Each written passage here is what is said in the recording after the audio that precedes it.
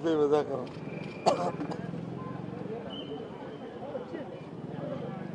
ప్రాంతంలో విశాఖ ఉక్కు ఆంధ్ర ఉక్కు అని ఒక నానుడితో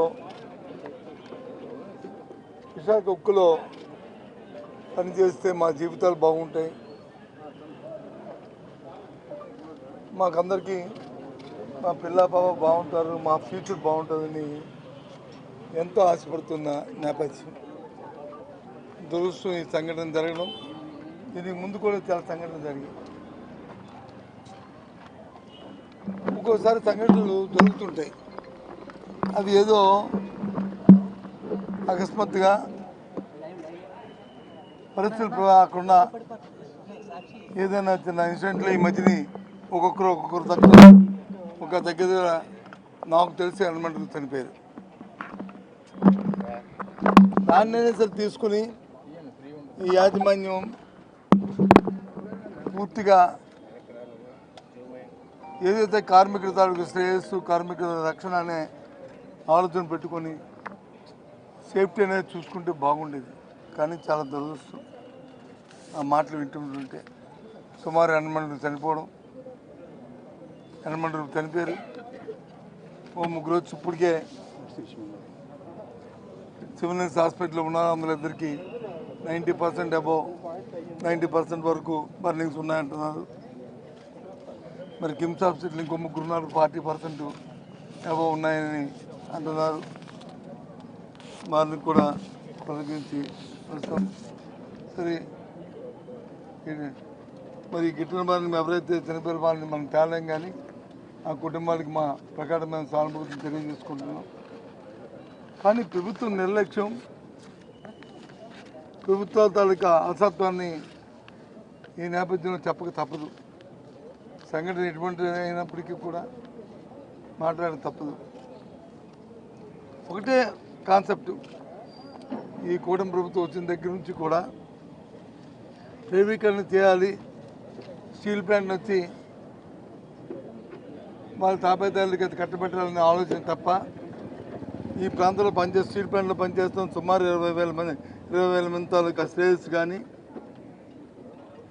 ఈ ప్రాంతం తాలూకా శ్రేయస్సు కానీ, ఏదైతే విశాఖ ఉక్కు ఆంధ్ర ఉక్కు అనే నినాదం ఏదవుతుందో దాన్ని కాపాడడానికి కానీ ఏ ప్రయత్నం చేయట్లేదు. పెద్ద పెద్ద మాటలు మాత్రం మాట్లాడి చెప్తున్నారు. వాస్తవికత నేనేమి ఈ టీవీల ముందు మాట్లాడడం కాదు, చూస్తున్నాం.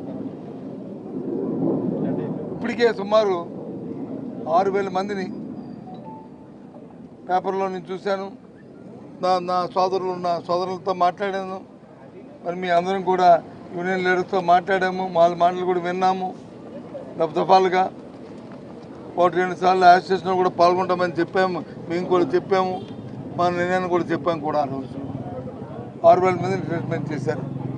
పర్మనెంట్ ఎంప్లాయీని చేశారు, కాంట్రాక్ట్ ఎంప్లాయీస్ని చేశారు. స్టేట్మెంట్ ఎక్కువైపోతే చేయొచ్చు, కానీ కాస్ట్ రేటింగ్ కోసం చేయడం అనేది తప్పు.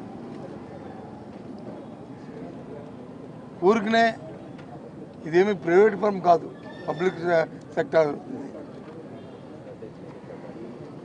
దానికి తోడు ఏదైతే పని చేస్తే పనికి తగ్గ వేతనం ఇస్తామనేది భారతదేశంలో ఏ కంపెనీలో కూడా లేదు. సెయిల్లో ఉన్న ఏ ఫ్యాక్టరీలో కూడా ఇలాంటి విధానం లేదు. ఒక్క విశాఖపట్నం ఉంది. ఏం చేస్తుంది రాష్ట్ర ప్రభుత్వం? కార్మికుల నష్టం వస్తే కార్మికుల శ్రేయస్సు గురించి ఆలోచించవలసిన బాధ్యత కానీ లేదా? ఎంతసేపు కూడా దేనిపైన పబ్లిసిటీ చేసి ప్రాణాలని పణంగా పెట్టుకుంటూ ప్రాణాలని తీసుకోవడం, వాళ్ళు ఏమైనా వచ్చి మాట్లాడితే వాళ్ళని ఎగతాళి చేయడం, ఒక ఓటేసిన పాపానికి దురదృష్టానికి ఈ దురదృష్టం పడాలా? ఏదైనా వాళ్ళ స్టీల్ ప్లాంట్లో జరిగిన సంఘటన చాలా చింతిస్తున్నాం. మా నాయకుడు జగన్మోహన్ రెడ్డి గారు ఆయన తాలూ ప్రకాశ అనుభూతి తెలియజేశారు. రేపు ప్రత్యక్షంగా ఆయన కూడా ఉన్న కిమ్స్ హాస్పిటల్లోను అలాగే సివిల్స్ హాస్పిటల్లో ఉన్న క్షతగాత్రులు కానీ చూడడానికి, ఆ కుటుంబ సభ్యులు కలవడానికి రేపు ఉదయం వారు కూడా వస్తున్నారు. ప్రత్యేకంగా వాళ్ళతో కూడా మాట్లాడతారు. యూనియన్ లీడర్స్ ఉంటే వాళ్ళతో కూడా కలిసి మాట్లాడతారు. మాట్లాడి రేపు వెళ్తున్న విషయాన్ని కూడా తమ ద్వారా మా కుటుంబ సభ్యులకు కూడా తెలియజేస్తున్నాను. ఇది చాలా ఏం మాట్లాడదో అర్థమైన పరిస్థితి ఎంతవరకు ఎంతమంది చనిపోవడమే కాకుండా ఇంకా హాస్పిటల్లో వచ్చి ఇంకో 6-7 మంది ఇంకా ఉన్నారంటే ఏం చేస్తుంది స్టీల్ ప్లాంట్ యాజమాన్యం? దాన్ని మానిటరింగ్ చేసిన మరి ప్రభుత్వాలు ఏం చేస్తున్నాయి, అటు కేంద్రం కానీ రాష్ట్రం కానీ? లాస్ట్ టైం మేము ఇన్సిడెంట్ జరిగినప్పుడు ఏదైతే కార్మికుల తాలూకు డిమాండ్ ఉంది, అది పర్మనెంట్ ఉద్యోగం ఇవ్వాలని, దాంతోపాటు ₹1 కోటి నష్టపరిహారం ఇవ్వాలని వాళ్ళు డిమాండ్ చేస్తారు. ఇదేమో వాళ్ళు కొత్తగా చేసిన డిమాండ్ కాదు. ఇదేదో గొంతమ్మ కొరకు కాదు. ఇదేమి ఇంతకుముందు మన ఎల్జీ ఫార్మసీలో జరిగిన లేదు ఫార్మసీలో జరిగిన ఇన్సిడెంట్ జరిగితే ఆ రోజున్న వైఎస్ఆర్సీ పార్టీ ప్రభుత్వం జగన్మోహన్ రెడ్డి గారి నాయకత్వంలో అందరికీ కూడా ₹1 కోటి లెక్కని వాళ్ళకి నష్టపరిహారం ఇప్పించాం. ఆ నష్టపరిహారం కూడా ముందు రాష్ట్ర ప్రభుత్వం పే చేసి తర్వాత ఆ కంపెనీ నుంచి రాష్ట్ర ప్రభుత్వానికి దాన్ని కట్టించడం కూడా జరిగింది. దాంతోపాటు వారికి పర్మనెంట్ ఉపాధిని కూడా ఆ రోజు ఇవ్వడం జరిగింది. మరి ఏదైతే కార్మిక సోదరులు చనిపోయిన కుటుంబాలు డిమాండ్ చేస్తున్నాయో వాళ్ళ తాలూకా ఆలోచన ఉందో ఆ విధంగా ఇప్పుడు కేంద్ర రాష్ట్ర ప్రభుత్వాలు అది జరిగేటట్లు చేయాలని మా తాలూకా డిమాండ్. ఆ డిమాండే కాదు, ఆ డిమాండ్ కూడా పోరాటం చేస్తాం. రేపు జగన్మోహన్ రెడ్డి గారు వస్తారు, ఆ విషయం కూడా చెప్తాం. ఆయన నోటంటే కూడా ఆయన చెప్తారు. అది మేము చెప్తున్నాం. అంతేకాదు ఏదైతే ఈ రిట్రేస్మెంట్ ఉందో ఫోర్స్ఫుల్గా వాళ్ళని అక్కడ నుంచి వైదొలిగినట్టు చేయడానికి ప్రయత్నం సైడ్లో చేస్తున్న ప్రక్రియని ఆపాలి. మీరు ప్యాకేజ్ అనౌన్స్ చేయండి. ఇష్టం వచ్చిన వాళ్ళు వీఆర్ఎస్ అనౌన్స్ చేస్తే ఇష్టం వచ్చిన వాళ్ళు వెళ్తారు, లేని వాళ్ళు ఉంటారు. కానీ ఫోర్స్ఫుల్గా చేయడం అనేది అది తప్పు. అది చేయడం వల్ల ఇప్పుడు జరిగిన నష్టం అడిగాను నేను, ఎందుకు జరిగింది ఇన్సిడెంట్, ఏంటి కారణం ఏంటి అని అడిగాను. ఏదైతే ఆ డిపార్ట్మెంట్లో పనిచేస్తున్న ఎఫిషియన్సీ ఉన్న వాళ్ళు ఉన్నారో వాళ్ళకి వచ్చి ట్రాన్స్ఫర్ చేస్తారు. ఎగ్జిక్యూటివ్ పోస్టుల్లో ట్రాన్స్ఫర్ చేస్తారు, కానీ కార్మికుల్లో ట్రాన్స్ఫర్ చేస్తే వాళ్ళకున్న నైపుణ్యత ఉన్న వాళ్ళని వచ్చి అందులో ఎక్స్పీరియన్స్ ఉన్న వాళ్ళు మెలకుగా కామన్ సెన్స్తో పనిచేయవలసిన పనులు ఇవి. అయితే వాళ్ళు ట్రాన్స్ఫర్ చేస్తారు. ఎగ్జిక్యూటివ్ పోస్టులను డిపార్ట్మెంట్ పోస్టులను ట్రాన్స్ఫర్ చేయొచ్చు, కానీ కార్మికులను ట్రాన్స్ఫర్ నాకు అర్థం అవ్వట్లేదు ఎలాంటి తత్వాలు. దానివల్ల ఆ ప్లాంట్కే నష్టం, వాళ్ళకి కావాల్సిన ప్లాంట్కి నష్టం వచ్చింది, ఏమొచ్చినా వాళ్ళు ప్లాంట్ని క్లోజ్ చేయడానికి ఏ కార్యక్రమాలు కావాలో ఆ కార్యక్రమాలు చేస్తారు.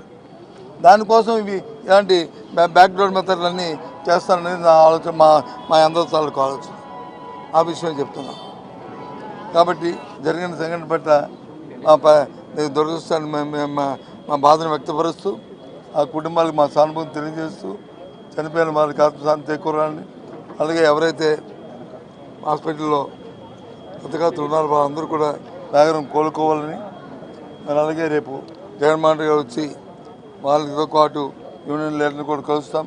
దయచేసి మీ తాలూకు అభిప్రాయం బట్టి ఎప్పుడు మీకు మీ యూనియన్తో పాటు అలాగే కార్మికుల పట్ల ఎప్పుడూ ఉంటున్నాం. మేము అధికారం ఉన్న అధికారం లేకపోయినా ఎప్పుడూ ఉంటాం. దాన్ని కొనసాగిస్తామనే విషయాన్ని మీరు ఈ సందర్భంగా తెలియజేస్తున్నాం. ఈ సందర్భంగా ఒక్కొక్కటి కట్ చేస్తే ఇప్పుడు నువ్వు అంటున్న దానికి పైన అంటే ఏదైనా మిషనరీ కానీ ఏదైనా వస్తే మాత్రం వాటికి మెయింటెనెన్స్ లేదు. ఏమైనా అడిగితే దాన్ని కట్ చేస్తూ అంతకంటే మా చేతిలో లేదని చెప్తున్నారు అనే విషయాన్ని మీరు చెప్తున్నారు. ఎస్, వాళ్ళకి కావాల్సింది మెయింటెనెన్స్ చేయాలి, అక్కడ పనిచేస్తున్న కార్మికుల తాలూకా రక్షణ ఇవ్వాలి, వాళ్ళ సేఫ్టీ చూడాలి అనేది కాదు ఈ యాజమాన్యం తాలూకా ప్రభుత్వం తాలూకా ఉద్దేశాలు. ఈ ఫ్యాక్టరీని ఎలాగ ప్రైవేటైజం చేయాలి, ఈ ఫ్యాక్టరీని ఏ విధంగా వాళ్ళని ఎంప్లాయీస్ నుంచి తగ్గించి వాళ్ళని నిర్బంధించి వాళ్ళ ద్వారా తెప్పించాలి అనే కోరిక.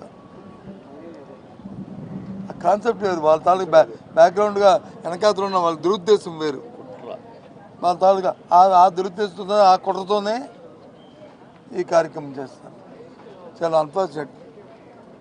మీరు అడుగుతున్నారు కదా, ఎస్ అది వాస్తవం. అది అవన్నీ కూడా అది వస్తున్నారు నాయకులు వాళ్ళ ఇష్టారాజ్యంగా మాట్లాడుతున్నారు, సానుభూతులు లేకుండా మాట్లాడుతున్నారు. దానికి మనం ఏం చెప్తాం? ఓకే,